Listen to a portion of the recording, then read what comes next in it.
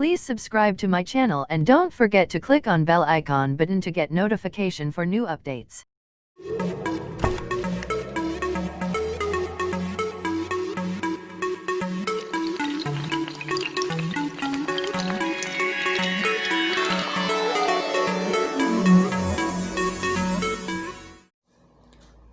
Hello दोस्तों, आप सबका यूनिक टारगेट क्लासेस में स्वागत है। दोस्तों, आज मैं आपको कैलकुलस का कुछ इम्पॉर्टेंस पॉइंट में बताने वाला हूं। दोस्तों, कैलकुलस है क्या? सबसे पहले इससे बताने से पहले दोस्तों मैं आपको यही कहूँगा कि मेरी पूरी लेक्चर को आप प्रॉपर देखिएगा और बहुत अच्छा है कि आपको काफ़ी चीज़ इंपॉर्टेंस पॉइंट्स यहाँ से जानकारी भी मिलेगी और काफ़ी बेहद आपके लिए जानना भी ज़रूरी होगा, जो कि आपको पता नहीं होगा, जो आज आपको काफ़ी चीज़ यहाँ से सीख के जाएंगे। दोस्तों देखिएगा, है क्या कैलकुलस? क्या है कैलकुलस का खोज आज़ाक न्यूटन एंड जर्मन मैथमेटिक्स त्याग लेवजिन ने किया था। इसे फादर्स ऑफ कैलकुलस भी कहा जाता है। ठीक है, आज़ाक न्यूटन एंड जर्मन मैथमेटिक्स त्याग लेवजिन को फादर्स ऑफ कैलकुलस भी कहा जाता है। दोस्तों, कैलकुलस है क्या? Calculus mathematics of change. ठीक है, हमारा जो भी मैथ में जो चेंजिंग होता है, ठीक है, वह कैलकुलस के एग्जांपल है। जैसे बेबीज ग्रो करता है। अभी जो भी हमारा बच्चा होता है धीरे धीरे क्या होता है, बढ़ता है। ठीक है, तो वो भी क्या कर रहा है, कैलकुलस के एग्जांपल है।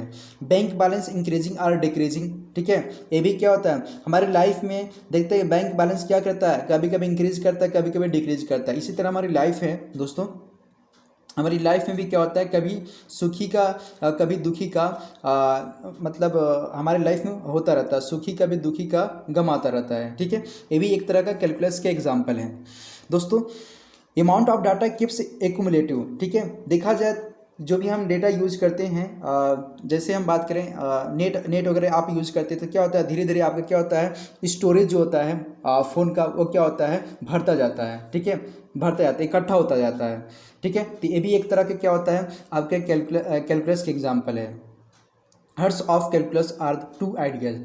ठीक है, इसमें क्या होता है, कैलकुलस दो टाइप्स के होते हैं। कैलकुलस में दो आईडीज हैं। ठीक है, पहला क्या होता है, डेरिवेटिव और इंटीग्रल्स होता है। डेरिवेटिव और इंटीग्रल्स होता है। ठीक है,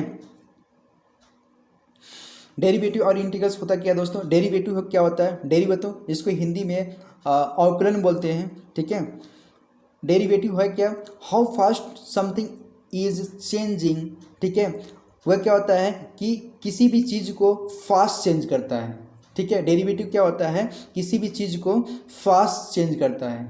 ठीक है, इंटीग्रल क्या होता है, how much something is accumulative, किसी भी चीज़ को इकट्ठा करना, सम करना। ठीक है, उसको क्या कहलाता है, इंटीग्रल के पार्ट्स कहलाता है। दोस्तों, क्या है कि किसी भी चीज़ को फास्ट चेंज करना। ठीक है, और इंटीग्रल्स में क्या होता है, किसी भी मान लेते हैं समेशन करना या फिर उसको इकट्ठा करना, वो क्या कहलाता है, इंटीग्रल कराता है। ठीक है, डेरिवेटिव कब खोज किया गया था? डेरिवेटिव दोस्तों 16 शताब्दी में इंग्लैंड और जर्मन की साइंटिस्ट ने किया था। ठीक है, 16 शताब्दी में इंग्लैंड और जर्मन में खोज की गई थी। ठीक है, अब ये कब हुआ था, इंटीग्रल कब हुआ था दोस्तों? इंटीग्रल लगभग 250 बीसी इन ग्रीस में हुआ था। मतलब 1600 शताब्दी से पहले 250 बीसी में इन ग्रीस में किया गया था। ठीक है, अब देखिए दोनों का, देखिए एक डेरिवेटिव और इंटीग्रल्स जो है अलग अलग खोज किया गया है। ये इंग्लैंड और जर्मन में किया गया है डेरिवेटिव, जबकि इंटीग्रल्स जो है ग्रीस में किया गया है। ठीक है, अब देखिए कैलकुलस के डेरिवेटिव और इंटीग्रल्स में दो ट्विस्ट हिस्ट्री मिली मेरे को। क्या है कि डेरिवेटिव और इंटीग्रल्स जो था अलग अलग जगहों पर खोज किया गया था। ठीक है, डेरिवेटिव जो है 16 शताब्दी में इंग्लैंड और जर्मनी में किया गया था। ठीक है, और जबकि इंटीग्रल जो था 250 बीसी इन ग्रीस में किया गया था। पहले मतलब 1600 शताब्दी से पहले किया गया था। ठीक है दोस्तों, इसमें क्या हुआ कि इसमें ये हिस्ट्री पता चला कि इन लोग जो दोनों थे डेरिवेटिव, ठीक है, अवकलन और समाकलन जो थे आपस में भाई और बहन थे, दोनों का ब्लड रिलेशन जो है मिला। ठीक है, अब दोस्तों क्या था कि डेरिवेटिव जो था फास्ट चेंजिंग करता है। ठीक है, कि कोई भी चीज़ को फास्ट चेंज करता है। मेन चीज़ का मतलब ये हुआ डेरिवेटिव जो है हमारा लाइफ में जो भी चेंजिंग होता है फास्ट में, वो हमारा डेरिवेटिव का एग्जांपल है। इंटीग्रल्स क्या है दोस्तों? इंटीग्रल्स मतलब किसी भी चीज़ को सम करना, इकट्ठा करना, ठीक है, वही सब क्या कहलाता है? इंटीग्रल्स, इंटीग्रल कहलाता है या इंटीग्रेशन कहलाता है, ठीक है। इसमें एक पार्ट्स आता है लिमिट, आप पढ़ते हैं, लिमिट पढ़ते हैं, फिर क्या पढ़ते हैं? डिफ्रेंशिएट पढ़ते हैं, फिर इंटीग्रेशन पढ़ते हैं। तो लिमिट होता क्या? लिमिट हम एक्चुअली यूज क्यों करते हैं? लिमिट किसी भी, अगर मान लें नॉर्मल एरिया है, जैसे आप लिमिट निकालते हैं तो area of a rectangle form में आप मेरे को एरिया निकालना है, तो मैं जानता हूँ लेंथ इंटू विड्थ, ये तो आप सिंपली में निकाल सकते हैं, ठीक है। अगर आपको एरिया ऑफ ए सर्कल निकालना है तो आप जानते हैं पाई आर स्क्वायर, आपको फार्मूला पता है, आप आसानी से निकाल सकते हैं। Remember proof of area of circle होता क्या है? देखिए, एक्चुअली मैं स्टेप फर्स्ट में बात करूंगा। देखिए, इस टाइप के, अगर मैं जैसे यहाँ देखिए यहाँ पे, ठीक है, स्टेप फर्स्ट में मैं बात करूंगा चॉफ एरिया इनटू 4 कोऑर्डिनेट्स, ठीक है। अगर इस टाइप का हो, जैसे यहाँ पे देख रहे हैं, ठीक है, एक सर्कल फॉर्म में था, ठीक है, इसका मेरे को एरिया निकालना है, ठीक है, इसका एरिया निकालना है, ठीक है। इसको मैंने जब चेंजिंग किया, इसको पकड़ के आप क्या है हल्का सा बेंड कर दीजिए, तो ये इस फॉर्म में बन गया, जो ये था, ये था, ये था, ठीक है। ये मान लिया मेरा, ये यहाँ से यहाँ तक क्या है मेरा रेडियस दिया हुआ है, या ये ले लीजिए, इसका क्या दिया, रेडियस दिया हुआ है, ठीक है। इसका मैं मान लेता हूँ यहाँ से यहाँ तक पाई आर है, ठीक है, यहाँ से यहाँ तक क्या है मेरा पाई आर है, ठीक है। इस टाइप के निकालने के लिए जो है 4 कोऑर्डिनेट्स जो कि मैं यहाँ से इस टाइप्स के निकाल सकते हैं दोस्तों। स्टेप 2 में क्या कर सकते हैं? मान लेते हैं ये 8 स्लिप्स सेट करके है, मान लेते हैं यहाँ पे ये स्टेप 2 में रिपीटेड विथ 8 स्लिप्स, ठीक है। इस टाइप के क्वेश्चन को मैं अगर देखा जाए तो 1 2 3 4 5 6 7 8 8 है, 1 2 3 4 5 6 7 8 है दोस्तों, ठीक है।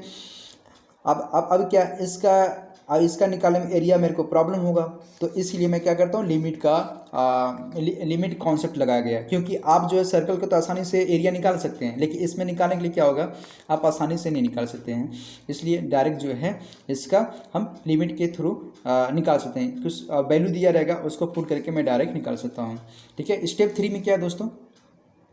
स्टेप 3 में जिसे repeat with the more slice 4 take to infinity तक, मेरे को इन्फिनिटी तक मेरे को क्या करना है, एरिया निकालना है। तो इस केस में मैं क्या करूँगा, उस केस में मैं इसको जो है रेडियस ये मैं मान लूँगा, और यहाँ से यहाँ तक जो है इसको पाई आर, और इसका मैं मान लेता हूँ ये एक रिएक्टेंगल फॉर्म में बन रहा है, देखा जाए तो ये क्या बन रहा है, रिएक्टेंगल फॉर्म में बन रहा है। तो मैं मान लेता हूँ इसका जो है रेडियस यहाँ से यहाँ तक डिस्टेंस जो आर लेता हूँ, यहाँ से यहाँ तक जो है पाई आर हो जाएगा, ठीक है। ये इस टाइप का मैं लिमिट को निकालने के लिए रिप्रेजेंट करता हूँ, ठीक है। अब दोस्तों क्या होता है, इसके बाद आपका आता है, देखिए डिफरेंशिएट दोस्तों क्या होता है? डिफरेंशिएट में बात करूँगा तो डिपेंड वेरिएबल 2 टाइप्स के होते हैं, एक डिपेंड वेरिएबल होता है, एक होता है इंडिपेंडेंट वेरिएबल होता है, ठीक है। डिपेंडेंट वेरिएबल क्या होता है दोस्तों कि depend on the some other variable, जैसे अब इंडिपेंडेंट वेरिएबल क्या होता है दोस्तों? Does not depend on any other variable. जैसे मैं बात करता हूँ दोस्तों, डिपेंड वेरिएबल एनर्जी है, ठीक है, और फूड है, ठीक है। एनर्जी के लिए हमको फूड ज़रूरी है, ठीक है, जब तक मैं खाऊंगा नहीं तब तक मेरे को एनर्जी मिलेगा नहीं, ठीक है। तो जो आपका डिपेंडेंट वेरिएबल है आपका एनर्जी पर डिपेंड करेगा, और जो इंडिपेंडेंट वेरिएबल है आपका फूड पर डिपेंड करेगा, ठीक है। अब इसी तरह दोस्तों क्या है, डिस्टेंस है, डिस्टेंस और टाइम, ठीक है। डिस्टेंस जो है डिपेंडेंट वेरिएबल है, और जबकि टाइम जो है इंडिपेंडेंट वेरिएबल है, ठीक है। इसमें क्या होता है, जब मैं इसको फाइंड करूंगा तो क्या होता है, रेट ऑफ चेंज, ठीक है। रेट ऑफ चेंज में क्या होता है कि डेल वाई बटे डेल एक्स, इसको अगर मेरे को चेंजिंग करना है तो मैं इसको क्या लिखूंगा, d y by d y by d x, ठीक है। मैं क्या कर रहा हूँ, एक्स के रेस्पेक्ट इसको डिफ्रेंशिएट कर रहा हूँ, दैट इज इसको मैं टेंजेंट के रूप में मैं फाइंड कर सकता हूँ। टेंजेंट दोस्तों क्या होता है, एक स्लोप, जिसमें बात करूँगा टेंजेंट, मेरे को कोई भी सर्कल खींचा हुआ, यहाँ से मेरे को टेंजेंट खींचना है तो ये टेंजेंट कहलाता है, ठीक है। किसी भी लाइन को स्पर्श करके निकलता है वह टेंजेंट कहलाता है। ठीक है, किसी भी लाइन को स्पर्श करके निकलता है वह क्या कहलाता है, टेंजेंट कहलाता है। तो ये लाइन जो है यहाँ से स्पर्श करके निकल रहा है, टच करके निकल रहा है, इसलिए क्या कहलाता है, ये टेंजेंट कहलाता है। ठीक है, हम जानते हैं कि टेंजेंट टेन थीटा बराबर d y by d x होता है, डेट इज एम बराबर जो होता है टेन थीटा बराबर d y by d x होता है। ठीक है, डेल वाई जो है डेल वाई जो है y2 minus y one distance को कवर करता है, y2 माइनस वाई वन, ये जो अंतर निकालता है ये किसके बराबर है, ये आपका डिस्टेंस के बराबर है, डेल वाई। ठीक है, ये डेल वाई जो है आपका डिस्टेंस को कवर करता है। ठीक है, और डेल एक्स जो है x2 माइनस x1 जो है डेल टी को रिप्रेजेंट करता है। इसका जो ग्राफ दोस्तों ऐसा बनेगा, जैसे यहाँ पर देखिए, यहाँ पर डिस्टेंस के लिए ये है। ठीक है, डिस्टेंस के लिए यहाँ से y एक्सिस दिखा रहा है, और टाइम के लिए जो हम यहाँ पे ग्राफ जो बनाए हैं x एक्सिस दिखा रहे हैं। ठीक है, यहाँ पे क्या है दोस्तों, यहाँ से यहाँ तो y2 लिए हैं। ठीक है, और यहाँ से यहाँ तक जो है y1 लिए हो, ये जो है y1 है, और देन यहाँ से यहाँ तक जो है y2 है। तो मेरे को डिस्टेंस y के रेस्पेक्ट निकालना था, डेल वाई बराबर y2 माइनस y1, मतलब डिस्टेंस इसका कितना दूर दे रहा है, डेल डी बराबर y2 minus y one. Del x बराबर क्या होता है, x2 माइनस x1 बराबर डेल टी, ये टाइम को रिप्रेजेंट करता है। ठीक है, x2 माइनस x1, अधिक टाइम से मैं कम टाइम को यहाँ पे चेंज कर दिया।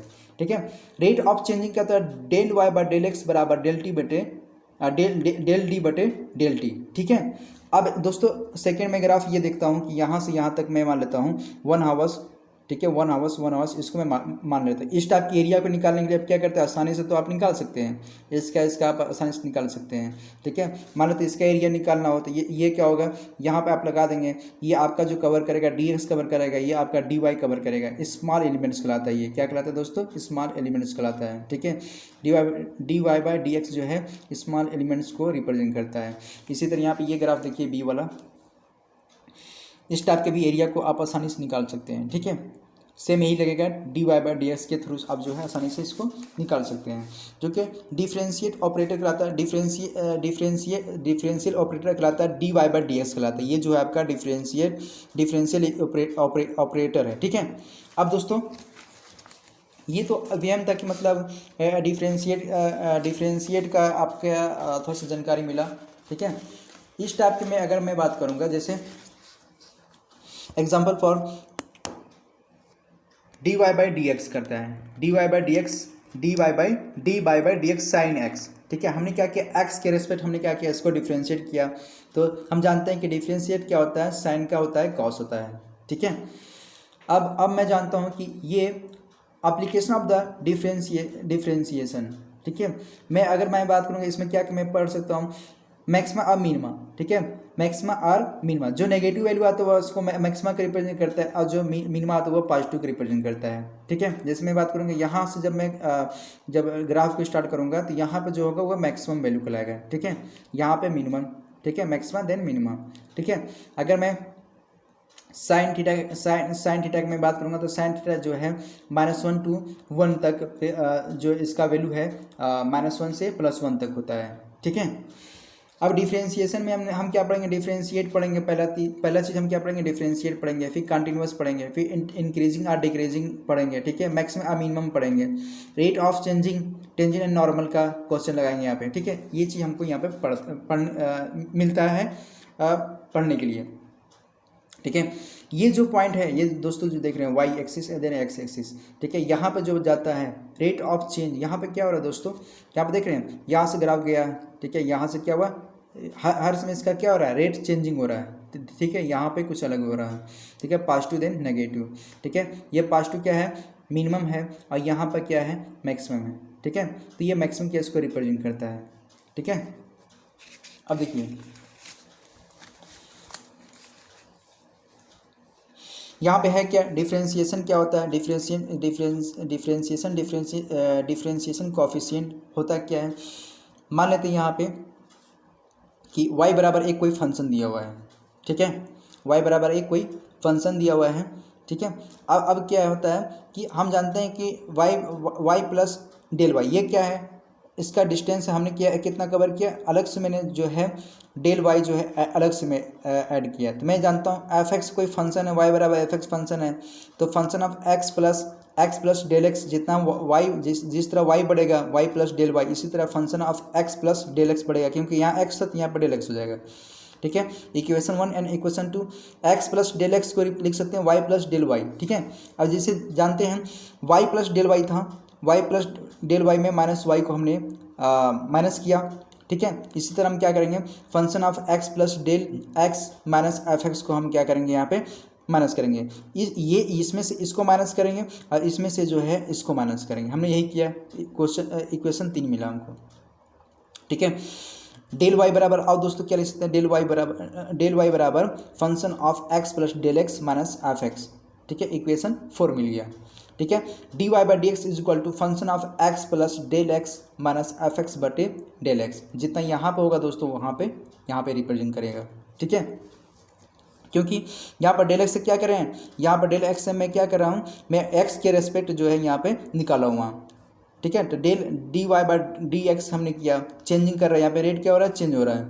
तो यहाँ पे भी करेंगे function of x plus del x minus f x. तो ये दिया हुआ था, हम क्या किया, डेल एक्स से क्या किया, इसको डिवाइड कर दिया। ठीक है, तो मैं जानता हूँ limit of del x to zero, limit of del x to zero d y by del x is equal to limit del x to zero. यहाँ पे कभी दोस्तों हर बुक में मिलेगा आपको एच टू जीरो भी देता है, यहाँ पे एच भी लिख सकते हैं, जहाँ पर डेल एक्स वहाँ पे एच भी लिख सकते हैं।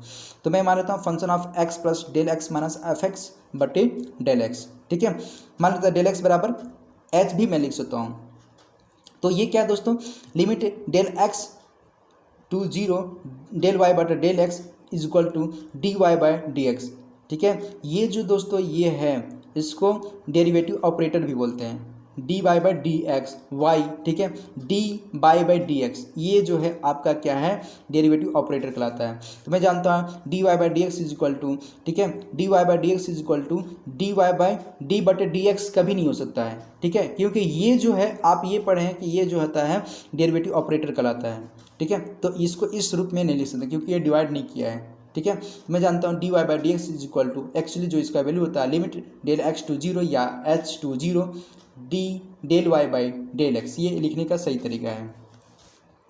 ठीक है, अब d y by d x is equal to limit del x to zero function of x plus del x minus f x बटे डेल एक्स। ठीक है, ये आपका फर्स्ट प्रिंसिपल का रूल है जो कि आप लगाते हैं। ठीक है, इसको रिप्रेजेंट करने का तरीका है एफ डैश एक्स से भी रिप्रेजेंट करते हैं, d y by d x से भी रिप्रेजेंट करते हैं। ठीक है, d y by d x से भी रिप्रेजेंट करते हैं और फंक्शन ऑफ यहाँ पर अगर लिख देता वाई डैश इससे भी रिप्रेजेंट करते हैं, वाई वन से भी रिप्रेजेंट करते हैं और यहाँ पे दिया है वाई डैश से भी रिप्रेजेंट करते हैं। इसको डिफ्रेंशिएट को रिप्रेजेंट करने का ये तरीका है। ठीक है, इसके बाद दोस्तों आता है आपका इंटीग्रल। इंटीग्रल दोस्तों होता क्या है, इंटीग्रल दोस्तों होता क्या है, देखिए मान लेते हैं इंटीग्रल्स का मेन अगर मैं फंडा बात करूँगा तो किसी भी चीज़ को इकट्ठा करना, समेशन करना। ठीक है, आप जैसे नेट यूज़ करते हैं तो पहले क्या करते हैं, थोड़ा कम MB यूज़ किया, फिर धीरे धीरे गया तो धीरे धीरे क्या हो रहा है, स्टोरेज आपका फ़ोन का क्या होता है, बढ़ता जाता है।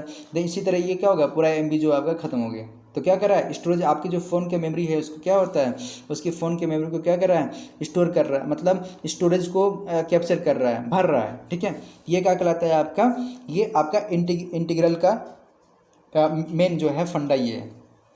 अब जैसे अब क्या होता है इंटीग्रल कहाँ पे यूज करते हैं, जैसे मैं बात करूँगा कि स्पीड और टाइम के रेस्पेक्ट में बात करूँ तो ग्राफ इसका बनेगा। मान लेते हैं इसका एरिया मेरे को निकालना है। ठीक है, तो इसका आराम से निकालेंगे आप। ठीक है, स्पीड और टाइम के लिए।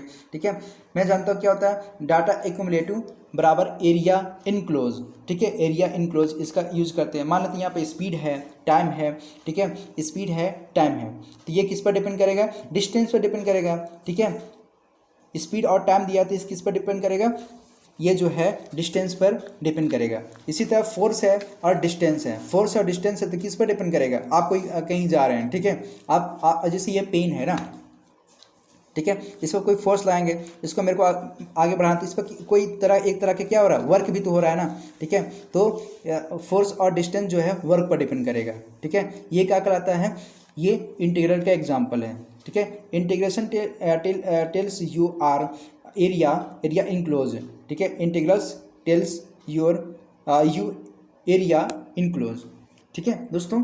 All cases so for area enclose in the straight line, ठीक है, and hence easy to find. कैसे करते हैं दोस्तों, मान लेते हैं ये हमारा ग्राफ ऐसा बन रहा है, ठीक है। आप जब ग्राफ बनाते हैं तो ऐसे बनाते हैं, स्पीड का ये टाइम का है, ठीक है। तो आप यहाँ से आराम से ऐसे बना सकते हैं, ठीक है। लेकिन अगर मान लेते दोस्तों ये कोई फंक्शन दिया हुआ है, ये एक्स कोई दिया हुआ है, ठीक है। तो इस टाइप के एरिया निकालने के लिए क्या करना पड़ेगा, आप तो आसानी से ये निकाल सकते थे, ठीक है। लेकिन जब इस टाइप का एरिया होगा तो हम जानते हैं वाई इज इक्वल टू कोई फंक्शन एफ एक्स दे रहा है, ठीक है। तो इसको फाइंड करने के लिए मेरे को क्या करना पड़ेगा, इंटीग्रेशन जो है, मान लेते हैं ये इस टाइप का मेरे को एरिया निकालना है, तो इसको फाइंड करेंगे थोड़ा सा प्रॉब्लम ये होता है कि दोस्तों आप आसानी से इसको तो निकाल नहीं सकते हैं, इसलिए यहाँ पे क्या करते हैं, इसमें हम लिमिट मान लेते हैं। मान लेते हैं ये कोई फंक्शन दिया हुआ है, इस टाइप का मेरा ग्राफ बन रहा है, ठीक है। हम क्या करेंगे, यहाँ से ये इसको यहाँ से अंडरलाइन कर, ये मेरे को क्या है, ये मेरे को पता है, ठीक है। तो मैं मान लेता हूँ यहाँ पे फर्स्ट और सेकेंड इसका जो एरिया मेरे को फाइंड करना है, तो x1 और x2 दे देते हैं, ठीक है। ये जो है डेल एक्स कवर किया है, तो मैं जानता हूँ, देखिए कि आपका क्या इंटीग्रल जो था आपका टोटल मतलब समीशन करना था, ठीक है। तो फर्स्ट, तो ठीक है, टोटल एरिया बराबर एरिया 1+2, ठीक है। अब प्लस शेडेड एरिया, जो ये ऊपर का एरिया हुआ शेडेड एरिया बराबर function of f x one del x plus f x two del x plus shaded area, ठीक है। टोटल एरिया बराबर होता है लगभग summation of i to one i equal to 1 to n, ठीक है। आई से आई बराबर दिया है 1 to n summation of n, ठीक है। Function of x i del x बराबर लिमिट डेल एक्स टू 0, ठीक है। Summation of i is equal to 1 to n f function of f x i into, ठीक है, डेल एक्स, ठीक है, ये दिया हुआ है। तो दोस्तों इंटीग्रेशन होता है क्या, एक्चुअली क्या होता है इंटीग्रेशन, मैं मान लेता हूँ इंटीग्रेशन जो है आपका डिफरेंशिएट के और जस्ट अपोजिट होता है। मैं मान लेता हूँ ये दिया हुआ है इंटीग्रेशन एक्स के power n into d x दिया हुआ है, तो हम जानते हैं इसका डायरेक्ट मैं करूँगा, इसका फार्मूला होता है एक्स के power n plus one divide n plus one, x के power n plus one divide n plus one, जो भी पावर होगा उसका डिवाइड कर देंगे, प्लस सी होता है, ठीक है। अब एक्चुअली सी है, सी क्या होता है, सी अब इसके बारे में मैं आपको थोड़ा सा डिफाइन करूँगा। एक्चुअली ये जो है एन बराबर -1 नहीं हो सकता है, ठीक है। एन का जो वैल्यू है ये -1 नहीं हो सकता है, ठीक है। मान लेते और एग्जांपल लेना चाहते हैं, d/dx बराबर एक्स स्क्वायर बराबर 2x, ठीक है। ये क्या हुआ दोस्तों, यहाँ पे देखें, ये मैं यहाँ पे डिफ्रेंशिएट कर रहा हूँ, ठीक है, और मैं यहाँ पे इसी का इंटीग्रेट कर रहा हूँ, तो मैं इसका क्या होता है n x n minus one होता है, n x power n minus one होता है। तो यहाँ पे क्या हुआ एन एक्स टू एक्स, मतलब एन एक्स के क्या है हम जानते हैं कि n x n minus one, ठीक है। हमारा जो फार्मूला होता है एक्स के पावर एन बराबर n x n minus one power में होता है, इसी तरह करेंगे तो 2x की पावर 2 - 1 करेंगे, तो डायरेक्ट यहाँ पर 2x मैंने लिख दिया, ठीक है। इसी तरह मैं इसका अब 2x का मैं क्या करूँगा, यहाँ पे मैं यहाँ पे इंटीग्रेट करूँगा, ठीक है। तो 2x का मैं करूँगा तो 2 जो है हमारा बाहर हटा दिए, हमारा x के पावर 1 है, ध्यान दीजिएगा x के पावर 1 है, तो हमारा फार्मूला क्या होता है x के पावर n प्लस 1 बटे n प्लस 1, तो x के पावर 1 प्लस 1 बटे 1 प्लस 1, ठीक है।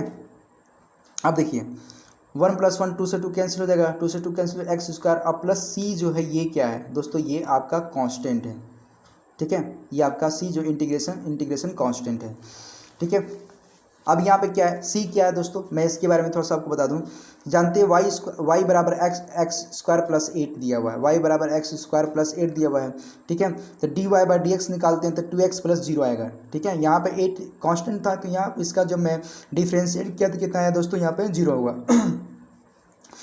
अगर मैं इसका इंटीग्रेशन करूँगा तो 2x प्लस 0 का मैं करूँगा इंटीग्रेशन, ठीक है। तो इसका इंटीग्रेशन क्या होगा, इसका करेंगे तो दोस्तों जैसे मैंने यहाँ पे किया था, तो यहाँ पे क्या आया था एक्स स्क्वायर आया था, ठीक है। तो 2 तो कॉमन है, तो 2x के पावर 1 प्लस 1 बटे 1 प्लस 1, तो 2 कैंसिल वो आता। लेकिन यहाँ पे क्या है दोस्तों, यहाँ पे इसका डिफ्रेंशिएट आप ये किया था, ठीक है। अब ये क्या हुआ, यहाँ पे इंटीग्रेशन करना है तो 2x का हो जाएगा 2x, मतलब यहाँ पे क्या होगा एक्स स्क्वायर बाई 2 इंटू 2 आता है, डायरेक्ट होता है। अब प्लस 0 का 0 लिख लिया, ठीक है। एक्चुअली जो एक्स स्क्वायर प्लस 0 है, एक्स स्क्वायर प्लस सी भी लिख सकते हैं। अब क्या होता है, सी जो है यहाँ से उठाया, ये जो वैल्यू है सी का जो वैल्यू होगा आपका डिफ्रेंशिएट का ही बताता है वैल्यू, जो डिफ्रेंशिएट का जो आपका वैल्यू होता है वही आपको रिप्रेजेंट करता है। ठीक है, तो सी बराबर यहाँ पे क्या होगा, रिप्रेजेंट करेगा यहाँ से 8 करेगा। ठीक है, तो यहाँ से हम बता सकते हैं कि जो डिफ्रेंशिएट है आपका जो इंटीग्रेशन है जो आपका डिफ्रेंशिएट के क्या है, उल्टा है। ठीक है, इस तरह आप दिखा सकते हैं। इंटीग्रेशन सिंबल क्या होता है, इंटीग्रेशन सिंबल ये रिप्रेजेंट करने का तरीका होता है। ठीक है, इसका इंटीग्रेशन इन सम होता है, मीन समेशन भी कर सकते हैं इसको। ठीक है, सिंपल भाषा में कोई अगर पूछता है कि इंटीग्रेशन होता है क्या, तो आप सिंपल भाषा में बोल सकते हैं कि इंटीग्रेशन जो होता है एक समेशन को रिप्रेजेंट करता है, टोटल नंबर को फाइंड करने के जो है आपका समेशन जो इंटीग्रेशन कहलाता है। ठीक है दोस्तों, इसमें एक चीज़ और है, मैं आपको इसको भी बता ही देता हूँ, थोड़ा सा लेक्चर लंबा जा रहा है लेकिन देख लीजिए।